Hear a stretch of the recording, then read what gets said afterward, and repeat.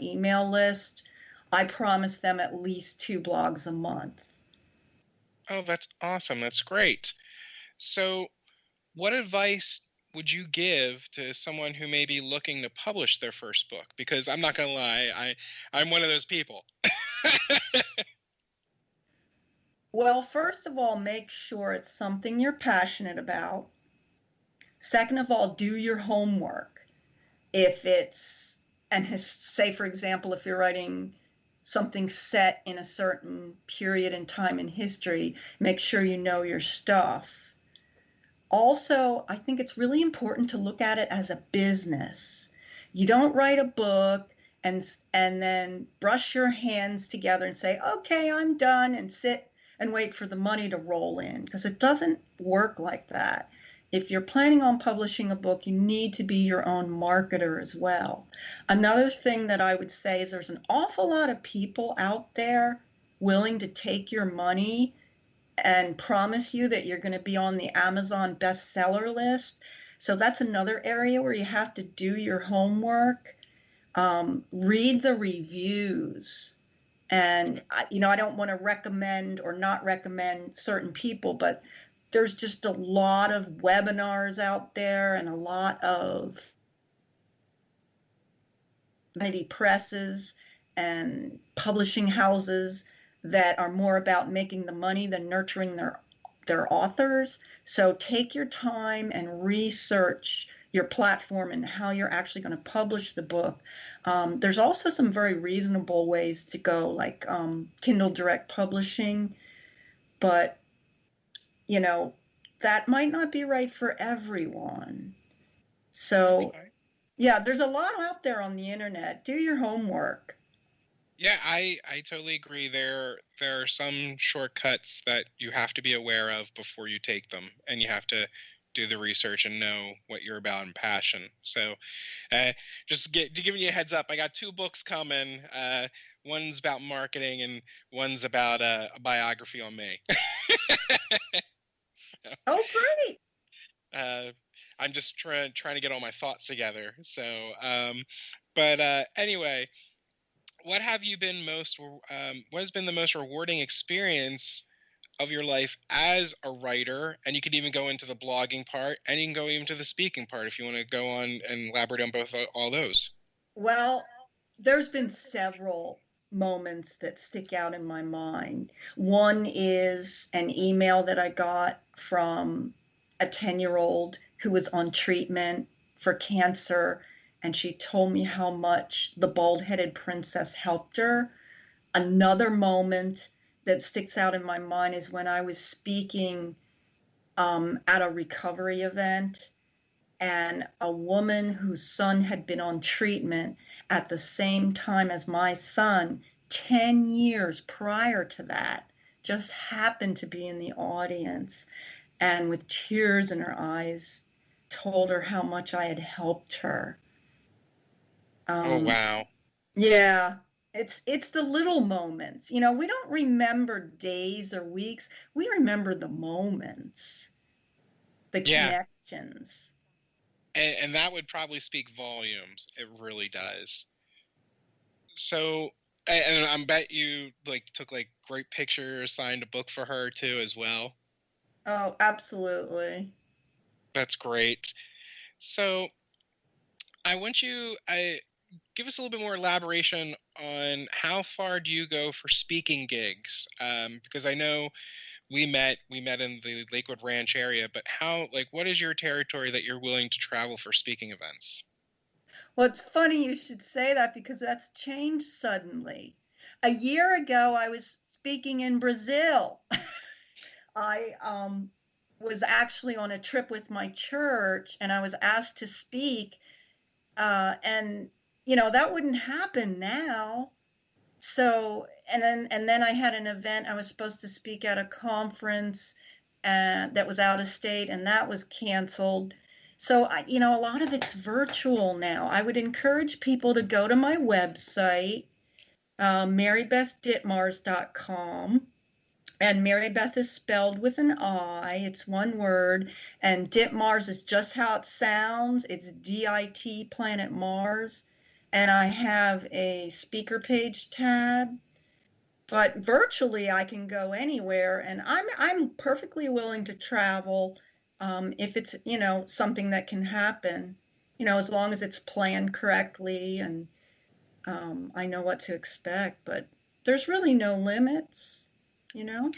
That's good, because I was just going to ask, when you said that you went to Brazil, I'm like, well, you're not going there this year. It's not happening. But I was just going to ask if you were doing any virtual speaking events, because that's the biggest thing that I see a lot of businesses are doing now, and even networking, all Zoom or Google Hangouts or Messenger Rooms or something like that on that platform.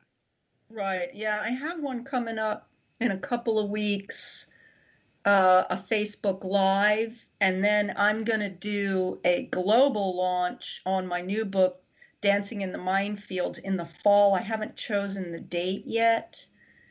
So those are a couple of things that are coming up. I don't have an exact date yet, but it will be, you know, I'll be posting it.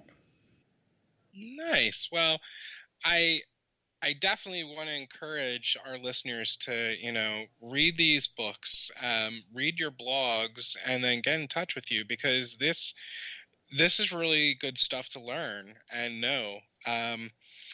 But there was another question I was going to ask you too. Is God, I totally it was a side question I had for you, but it will come to me. But what advice would you give to any give the authors who want to take advantage of any speaking opportunities? And you could even Oh, go and say, hey, you can even do blogging. How would that be advantage too? I think if you're going to turn your book into a business, you absolutely have to do these things. Like the cover price of my latest book is $14.95. Christopher's Journey, I think, is $17.95. The Bald-Headed Princess is $10.